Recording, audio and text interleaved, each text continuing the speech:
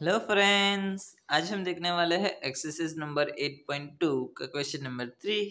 तो देखो हमें क्या है, if 10a plus B under root 3 है एंड 10a माइनस बी 1/√3 दिया है। हमें थोड़ी सी कंडीशन भी दी है कि जो a प्लस बी है वो 0 और 90 डिग्री में के बीच में आता है और एंगल ए बड़ा है, एंगल बी छोटा है। ऐसे ही कुछ कंडीशन दी है और फाइंड करना है ए और बी को।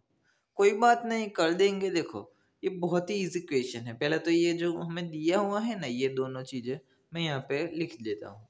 यहाँ पे क्या है, 10a plus B under root 3 है और यहाँ पे क्या है, 10a माइनस बी 1/√3 है।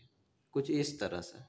अब देखो अंडर√3 वैल्यू कब आती है 10 के अंदर, आप जानते हो ना टेबल। देखो ट्रिग्नोमेट्री का टेबल, ये यहाँ पे देखो 1/√3 कब आती है, तो 30 पे, 10:30 पे। फ्रेंड्स आपको ये थोड़ा सोचना पड़ेगा कि जो 1/√3 है वो 10 की किस वैल्यू पे आता है।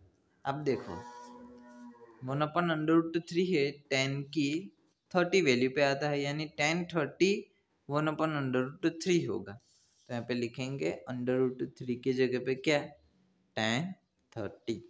कुछ इस तरह से।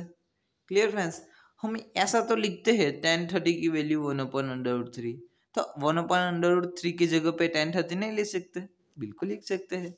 सेम एज इट इज यहाँ पे अंडर√3 के लिए। तो देखो यहाँ पे 10 की किस वैल्यू पे अंडर√3 आता है, तो 10 60 पे। तो यहाँ पे लिखेंगे 10 60। कुछ इस तरह से। क्लियर फ्रेंड्स, हमने अब क्या करना है, ये दोनों की दोनों यहाँ पे लिख देना है। 10 1a प्लस बी, यहाँ पे 10a माइनस बी। कुछ इस तरह से। अब आप देखो ये भी 10 है, ये भी 10 है, दोनों साइड निकल जाएगा और a प्लस बी मुझे मिल गया 60।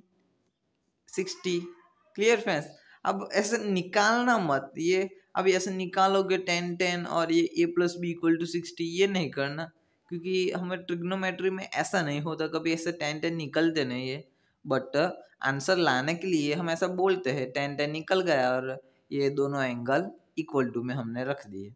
सेम एज इट इज 10 10 निकल गया, ये दोनों एंगल हमने इक्वल टू में लिख दिए इस तरह से।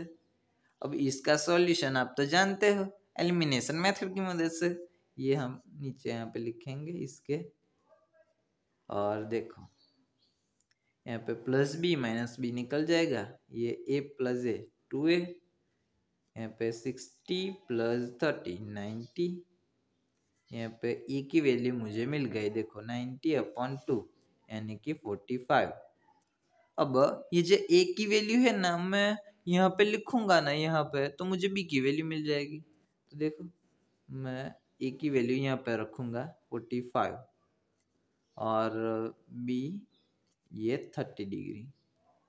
तो अब देखो b की वैल्यू कैसे निकलेगी, ये जो 45 है ना, मैं चलो ना ये माइनस b है ना, इसलिए मैं उस साइड भेज दूंगा, यानी कि प्लस हो जाएगा। और ये प्लस 30 यहाँ पे भेजूंगा तो -30 हो जाएगा। और ये 45 तो पहले ही से ही था। 45 माइनस 30 क्या होता है, 15, यानी बी की वैल्यू मुझे मिल गई 15 डिग्री। तो इसी के साथ हमें ए और बी की वैल्यू, दोनों की वैल्यू फाइंड कर ली। कितना आसान था। देखो हमें सिर्फ ऐसे सोचना है कि अंडर√3 कब आता है, 1/√3 कब आता है, और यहाँ पे लिखा, ये काटा, दो इक्वेशन मिले और आंसर निकाल दिया।